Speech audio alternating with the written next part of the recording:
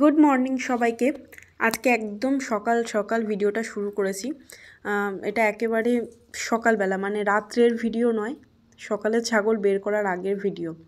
আমরা কিন্তু আমাদের ঘরের ভিতর থেকে একটা দরজা রয়েছে ছাগল ঘরে ঢোকার, ফার্মে ঢোকার, সেখান দিয়ে ঢুকলাম এবং তারপরে দেখুন সবাই কিন্তু শুয়েই ছিল। যতক্ষণ আমরা না আসবো ততক্ষণ সবাই শুয়েই থাকে। আর দুপাশে যেমন লাইট জ্বলছিল জ্বলছে।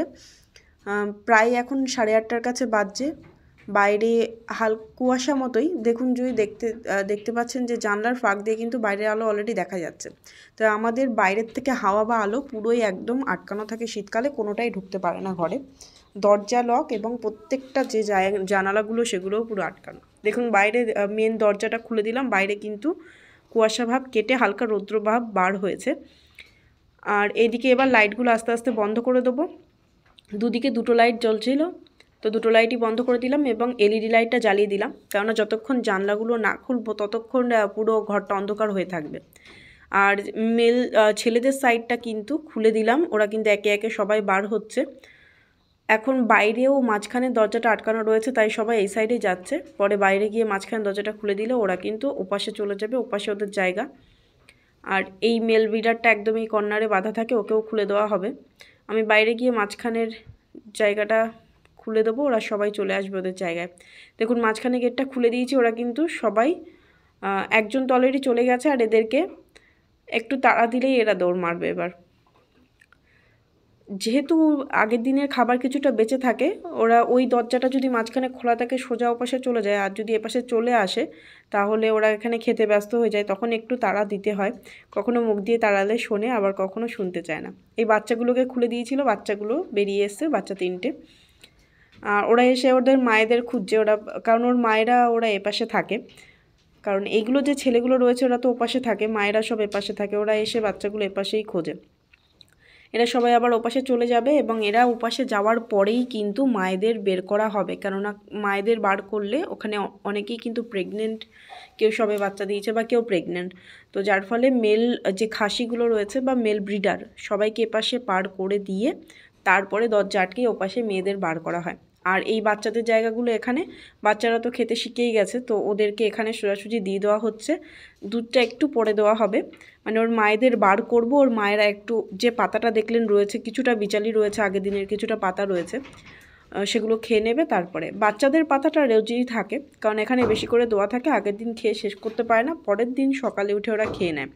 এগুলো স্মার্ট নেপিয়ারের পাতা দেওয়া রয়েছে, ইন্দোনেশিয়ান স্মার্ট নেপিয়ার। আর অভ্যাসের উপরে সব, ওরা কিন্তু পুরোপুরি খেতে শিখে গেছে এবং সকালে উঠে পাতা থাক খড় থাক খেয়ে নেয়। এইগুলো আগের লটের বাচ্চা, ওরা চলে যাবে পাশের যে ছোট এই খোপের দরজাটা খুলে দিয়েছি, ওরা চলে যাবে এখানে। এখনও কিন্তু আমাদের বাইরে কোথাও ঝাড় দেওয়া হয়নি, সবাই বার হয়ে যাবে। আর সকালে বার হয়ে একটু বাথরুম আর মলত্যাগ একটু ঘন করে, এবং ওটা করার পরে একটু রৌদ্রভাব চলে আসবে, মানে 10টা 10:30টার দিকে গিয়ে বাইরেটা পুরোটা ঝাড় দিয়ে দেবো, তাহলে সারাদিন মোটামুটি পরিষ্কার থাকবে। তার কারণ সকালে একটা কুয়াশা পড়ে ভিজা ভাব হয়েছে, ওই ভিজা ভাবটা একটু কেটে যাবে যেই বাইরেটাও পুরো ঝাড় দিয়ে দেবো। বাইরেটা রোজ সকালে আমরা ঝাড় দিই, আর ঘরটাও কিন্তু রোজ। কোনো দিন ঘর বা বাইরে কিন্তু পড়ে থাকে খুব কম, ঘর তো পড়ে থাকেই না, আর বাইরেও তাই, প্রত্যেক দিন ঝাড়। দেখুন ঘরে এবার মেয়েগুলো এপাশে রয়েছে, ওপাশ থেকে মেলদের ছেড়ে দেওয়া হয়েছে, বাচ্চাদের ছেড়ে দেওয়া হয়েছে, এবার মেয়েদের ছেড়ে দেওয়া হচ্ছে। ঘরের সব জানলা এখনও খুলে উঠতে পারেনি, তো ঘরটা অন্ধকার। তো মেয়েগুলো সবাই চলে যাবে, গিয়ে ওরা কিন্তু খেতে লেগে যাবে, কেউ কোথাও অপেক্ষা করবে না। বাথরুম মলত্যাগ যা হবে সব পরে হবে, আগে সবাই কিন্তু খেতে লেগে যাবে। দেখুন প্রত্যেকে কিন্তু লাইন দিয়ে খাচ্ছে। বেশিরভাগ প্রত্যেকটা দিন কিন্তু খড়ই বেশি হয়ে যায়, আগের দিনের দেওয়া থাকে, বাট গতকাল কিছুটা ঘাস ছিল এক্সট্রা বেঁচে, তো সেই মানে কাটা ঘাস, তো সেগুলো আবার ওদেরকে তুলে দিয়ে খড়ের উপর দিয়ে আমরা রেখে দিয়েছিলাম। আর এদিকে গামলায় যে ঢাকা রয়েছে দেখছেন বাস্কেটের উপর, ওটা কিন্তু জল। সবার শেষে বার করা হয় আমাদের বারবারি ফিমেলটাকে, তার কারণ ও গোতায়, ওকে বেঁধে রাখা হয়, তো ঘরেও বেঁধে রাখা হয়। প্রথমে দরজা খুললে যারা ছাড়া থাকে সবাই দৌড়ে বেরিয়ে আসে, এবং যে বাধা থাকে তাকে লাস্টে খুলে দেওয়া হয়, সে বেরিয়ে আসে লাস্টে। তো সকালের খাবার ওদের এটাই, এগুলোই খাবে, খেয়ে তারপরে কিছুক্ষণ রেস্ট নেবে। তার মধ্যে আমরা আবার আজকের ঘাস কাটতে যাব 10টা 10:30টার দিকে, এবং 10টা 10:30টার মধ্যে বা 11টার মধ্যে ওদের আবার খেতে দেওয়া হবে। সকালে এখানে যথেষ্ট থাকে, সকালে মোটামুটি পেট ভরার মতো, কিছুটা চাবানোর মতো যথেষ্ট থাকে। দেখুন এতে ওদের সকালের কিছুটা খাবার বেশ হয়ে যাবে। খাওয়া হয়ে গেলে ওরা সবাই কিন্তু যে যার জায়গায় শুয়ে পড়বে। এর আগে ভিডিও যারা দেখেছেন, এখানে কিন্তু রৌদ্র চলে আসবে কিছুক্ষণের মধ্যেই, ততক্ষণ ওদের খাওয়াও হয়ে যাবে। আবার ওদের খেতে খেতেই আমরা কিন্তু এই জায়গাগুলো সব ঝাড়ও দিয়ে দেবো। তো ওদের খাওয়া হয়ে যাবে, ঝাড় দিয়ে পরিষ্কার করা হয়ে যাবে, রৌদ্রও চলে আসবে। খাওয়া হয়ে গেলে ওরা শুয়ে জাবর কেটে ওদের পেটের খাবার কিছুটা কমিয়ে নেবে। এগুলো যেটা খাচ্ছে দেখুন, এটা কিন্তু অস্ট্রেলিয়ান রেড নেপিয়ার দেওয়া রয়েছে এদেরকে। বড়দের সবাইকে অস্ট্রেলিয়ান রেড নেপিয়ারই দেওয়া ছিল, যেটা দেখলেন ওরা বেরিয়েই খাচ্ছিল। অস্ট্রেলিয়ান রেড নেপিয়ারটা কিন্তু ছাগল যথেষ্ট পছন্দ করে, কোনোই অসুবিধা করে না খেতে, সেটা বাচ্চা ছাগল হোক বা বড় ছাগল হোক। স্মার্ট নেপিয়ারটাও যেমন পছন্দ করে খেতে, অস্ট্রেলিয়ান রেড নেপিয়ারটাও তেমন কিন্তু পছন্দ করে খেতে। কেউ কিন্তু দাঁড়িয়ে নেই, দেখুন প্রত্যেকে কিন্তু খাচ্ছে। এবং আমরা যে খুব ক্ষুদ্র করে কেটে দিই সেটাও কিন্তু নয়, যথেষ্ট বড় করেই খড় হোক বা ঘাস হোক সবটাই কিন্তু আমরা যথেষ্ট বড় করেই কেটে দিই। ওরা বড় করেও কেটে যখন খেয়ে নেয় তখন ক্ষুদ্র করে কাটতে গেলে আরও বেশি সময় দিতে হবে, সেই কারণেই কিন্তু আমরা বড় করে কাটি। তো এদেরকে যেমন অস্ট্রেলিয়ান রেড নেপিয়ার দেওয়া রয়েছে, কিন্তু বাচ্চাদের অস্ট্রেলিয়ান রেড নেপিয়ার দেওয়া নেই, বাচ্চাদের দেওয়া রয়েছে ইন্দোনেশিয়ান স্মার্ট নেপিয়ার। তবে বাচ্চাদের অস্ট্রেলিয়ান রেড নেপিয়ার দিলে ওরাও কিন্তু খায়। গতকাল যখন ওদের দেওয়া হয়েছিল, ওদের ঘাসটা রয়েছে গতকালকেরই, গতকাল বেশি করে স্মার্ট নেপিয়ার দেওয়া হয়েছিল, ওরা খেয়ে শেষ করতে পারেনি, যার ফলে ওদের আর অস্ট্রেলিয়ান রেড নেপিয়ার দিইনি। যে কটা রয়েছে ওদের স্মার্ট নেপিয়ার ওরা এই বেলায় খেয়ে শেষ করে নেবে। এদের দেখুন অল্প কিছু ঘাস নিচে পড়ে রয়েছে, একটা সাইডে বাস্কেট তো প্রায় শেষ করেই ফেলেছে, আর বাকি বাস্কেটগুলোয় অল্প অল্প খাবার রয়েছে। যে বাস্কেটটায় দেখা যাচ্ছে খোলের ভাগটা বেশি পড়েছিল, মানে খোল দিয়ে তো ওদের এই খড়টা মাখানো হয়, যেটায় খোলের ভাগটা বেশি পড়েছিল সেই বাস্কেটটা ওরা তাড়াতাড়ি শেষ করে ফেলে।